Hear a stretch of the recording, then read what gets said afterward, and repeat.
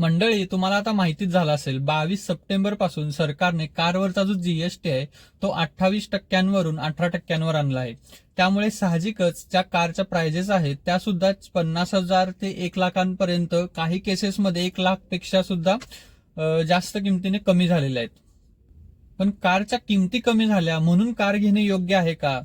तर आजच्या व्हिडिओमध्ये आपण हेच बघणार आहोत. मंडळी, व्हिडिओच्या शेवटचा पॉइंट खूप महत्वाचा आहे, त्यामुळे व्हिडिओ पूर्ण शेवटपर्यंत बघा. नमस्कार मंडळी, खूप खूप स्वागत करतो आजच्या आपल्या कार गप्पांमध्ये. व्हिडिओला सुरुवात करण्याआधी जर तुम्ही आपल्या चॅनलवर पहिल्यांदा आला असाल तर सबस्क्राईब करायला विसरू नका. तर आजच्या व्हिडिओतला पहिला मुद्दा म्हणजे डिप्रिसिएशन. जेव्हा आपण शोरूम मधून नवीन कोरी करकरीत कार घरी घेऊन येतो, त्याच्या दुसऱ्याच दिवशी, खरं तर पहिल्याच दिवशी त्या कारचं अवमूल्यन होतं. म्हणजेच त्या कारची व्हॅल्यू जी असते ती कमी झालेली असते. एका स्टडी रिपोर्टनुसार पहिल्याच दिवशी कारची किंमत 20% कमी होते. म्हणजे जर तुम्ही 10 लाखाची कार घेतली असेल तर दुसऱ्याच दिवशी त्या कारची किंमत 8 लाख झालेली असते. आणि हा रेट पहिल्या 3 वर्षात खूप जास्त असतो. म्हणजेच कारची व्हॅल्यू पहिल्या 3 वर्षात जवळपास 50%पर्यंत डिप्रिशिएट होते.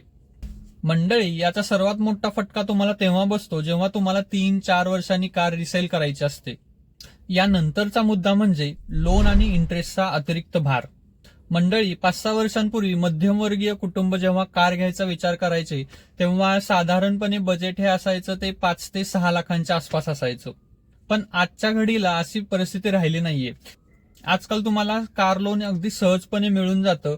त्यामुळे आजकाल जेव्हा मध्यमवर्गीय कुटुंब कार घेण्याचा विचार करतं तेव्हा ती रेंज आज 10 ते 15 लाखाच्या मध्ये गेलेली आहे. त्यामुळे नवीन कार घेताना बहुतेक लोक हे लोन करतात, कारण अमाऊंट ही खूप मोठी असते. त्यावर 9% व्याजदराने जर 5 वर्षासाठी लोन घेतलं तर तुम्ही 1.5 ते 2 लाख फक्त व्याजातच भरता. म्हणजे 5 वर्षात तुम्ही कारच्या ऍक्च्युअल किमतीपेक्षा जास्त पैसे भरता. यानंतरचा मुद्दा म्हणजे इन्शुरन्स. जेव्हा तुम्ही नवीन कार घेता तेव्हा तुम्हाला कॉम्प्रिहेन्सिव्ह इन्शुरन्स घ्यावाच लागतो. पहिल्या वर्षी हा प्रीमियम 40 ते 50 हजार पर्यंत जातो. आणि त्याचबरोबर जसे तुम्ही कारचा वापर करता, जसे जशी तुमची कारची व्हॅल्यू कमी होत जाते, तसेच IDV म्हणजेच इन्शुअर्ड डिक्लेअर्ड व्हॅल्यू ही सुद्धा कमी कमी होत जाते. त्यामुळे इन्शुरन्सचं प्रोटेक्शन सुद्धा कमी होतं मित्रांनो. मंडळी, जेव्हा तुम्ही नवीन कार घेता तेव्हा त्यासाठी RTO registration, number plate, smart card, road tax हे सगळंच भरावं लागतं. आणि हा खर्च साधारणपणे 70,000 ते 1 लाखांपर्यंत सुद्धा जातो. मंडळी, आजकाल कार घेणं ही गरज राहिली नसून ते एक प्रतिष्ठेचं लक्षण झालेलं आहे. म्हणजे आपण किती श्रीमंत आहोत, आपल्याकडे पैसा आहे, हे लोक दाखवण्यासाठी कार घेतात. त्यानंतरचा पॉइंट म्हणजे ऍक्सेसरीजवरचा अतिरिक्त खर्च. जेव्हा आपण नवीन कार बुक केलेली असते तेव्हा सेल्स पर्सन शोरूम मध्येच आपल्याला ट्रिक करतात. सर, नवीन सीट कव्हर घ्या ना, सर कोटिंग घ्या ना, किंवा ठराविक इंचाचा डिस्प्ले घ्या ना, किंवा आजकाल जे नवीन फॅशनेबल मॅट आले ते लावून घ्या. आणि त्यांची कन्व्हिन्सिंग पॉवर इतकी जास्त असते मित्रांनो की तुम्ही ते कन्व्हिन्स होताच त्यांच्याकडून. त्यामुळे सहज तुमच्या खिशातून 20 ते 30 हजार रुपये आरामात जातात. खरं तर या ऍक्सेसरीज शिवाय सुद्धा कार वापरता येते, पण अशा वेळी शोरूम मधून कस्टमरवर एक सायकोलॉजिकली दबाव टाकला जातो. त्या दबावामुळे खूप जण ऍक्सेसरीज घेतातच. यानंतरचा मुद्दा म्हणजे फेसलिफ्ट मॉडेल अपडेट. तुम्ही नवीन कार घेतलेली असते, 5-6 महिन्याने त्याच कंपनीचा फेसलिफ्ट मॉडेल लॉन्च होतो. अशा फेसलिफ्ट मॉडेलमध्ये कारमध्ये काही डिझायनिंगचे बदल असतात, काही मेजर किंवा मायनर म्हणा थोडेफार बदल केलेले असतात, आणि तीच कार नव्या मॉडेलने बाजारात आणली जाते. त्यामुळे तुम्ही घेतलेलं जे मॉडेल असेल ते जुनं वाटायला लागतं. याचं उदाहरण द्यायचं झालं तर खूप लोकांनी 2023 मध्ये जी ब्रेझा घेतली आणि लगेचच 2024 मध्ये त्याचं फेसलिफ्ट मॉडेल आलं. अशा वेळी मित्रांनो, रिसेल व्हॅल्यू ही 10 ते 15% लगेच कमी होते. यानंतरचा मुद्दा म्हणजे हिडन मेंटेनन्स. तर मंडळी, खूप लोकांना असं वाटतं की आता आपण नवीन कार घेतली त्यामुळे पहिले 3 किंवा 5 सर्व्हिसेस आता फ्री असणार. पण ऍक्च्युअल मध्ये काय असं तुम्हाला माहिती आहे का? तर या सर्व सर्व्हिसेस फ्री नसतात, तर त्याचं लेबर कॉस्ट जे असतं ते फ्री असतं मित्रांनो. पण जेव्हा तुम्ही गाडी सर्व्हिसिंगसाठी देता तेव्हा त्याचे पार्ट्स असतील, ऑइल, फिल्टर चेंज असेल किंवा टॅक्सेस असतील, हे सर्व चार्ज केलं जातं. त्यामुळे पहिल्याच वर्षात जवळपास 10 ते 15 हजाराचा खर्च यासाठी येतोच. ऍडिशनली याच्यामध्ये व्हील अलाइनमेंट, बॅलन्सिंग किंवा AC फिल्टर चेंज हे सुद्धा केलं जातं. यानंतरचा मुद्दा म्हणजे ऍड ऑन ट्रॅप्स किंवा एक्सटेंडेड वॉरंटी ट्रॅप. डीलर नेहमी तुम्हाला सांगतो की एक्सटेंडेड वॉरंटी घ्या किंवा सिरॅमिक कोटिंग घ्या, पण या सर्व गोष्टींवर मित्रांनो 15 ते 30 हजाराचा तुम्हाला फटका बसतोच. आणि वॉरंटी क्लेम करताना इतक्या अटी घातल्या जातात की या सर्वांचा फायदा होतोच असं नाही. म्हणजेच तुमचं मेंटल सॅटिस्फॅक्शन वाढेल, पण तुम्हाला तेवढी व्हॅल्यू नाही मिळणार. यानंतरचा मुद्दा म्हणजे पार्किंग किंवा ट्रॅफिकची अडचण. जर तुम्ही मुंबई किंवा पुण्यासारख्या मोठ्या शहरांमध्ये राहत असाल तर यावर मी तुम्हाला वेगळं काही सांगायची गरज नाहीये. अशा शहरांमध्ये आजकाल पार्किंगची जागा मिळणं म्हणजे एखादं युद्ध जिंकल्यासारखंच आहे.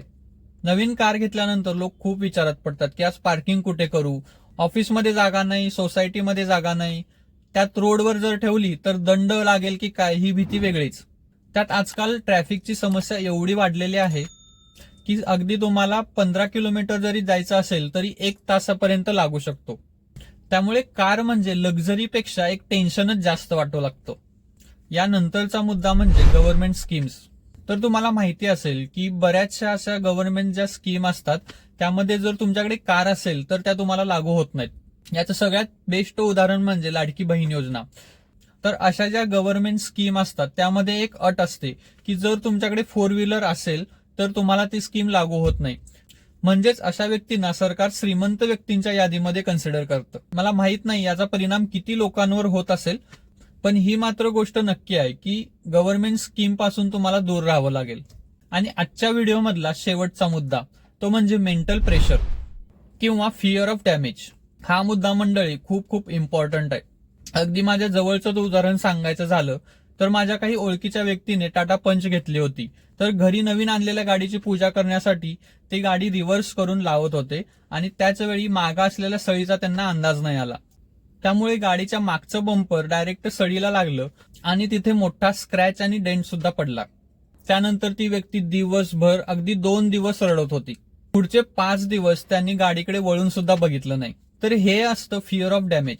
जेव्हा तुम्ही नवीन गाडी घेता तेव्हा एकदम ती कोरी करकरीत असते, एक सुद्धा स्क्रॅच नसतो, गाडी एकदम चमकत असते. अशा वेळी पहिला स्क्रॅच लागेल की काय, अगदी म्हणजे मी असे सुद्धा उदाहरण बघितलंय की लोक ड्राईव्ह करताना सुद्धा त्यांच्या मनात हेच असतं की आपल्यामुळे काही गाडीचं नुकसान होईल का, कुठे डेंट पडेल का. त्यामुळे पहिल्या वर्षात खूप लोक गाडी शक्यतो बाहेर काढतच नाहीत. त्यामुळे इन्व्हेस्टमेंट तर तुम्ही केलीये पण त्याचा तुम्हाला यूज करता येत नाहीये. तर आता तुम्ही म्हणाल की मग नवीन कार घ्यायचीच नाही का, तर असं नाहीये.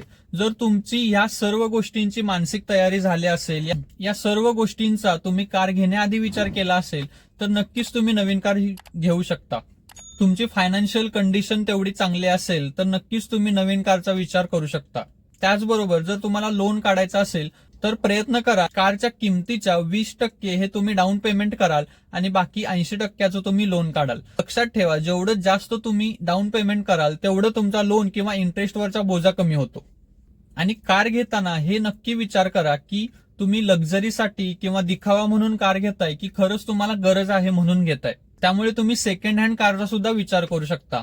मंडळी, हा व्हिडिओ कसा वाटला नक्की सांगा. उपयोगी वाटला असेल तर लाईक करा आणि आपल्या कार गप्पा चॅनेलला सबस्क्राईब करा. लवकरच भेटू पुढच्या व्हिडिओमध्ये एका नवीन आणि उपयोगी कार टॉपिक सोबत.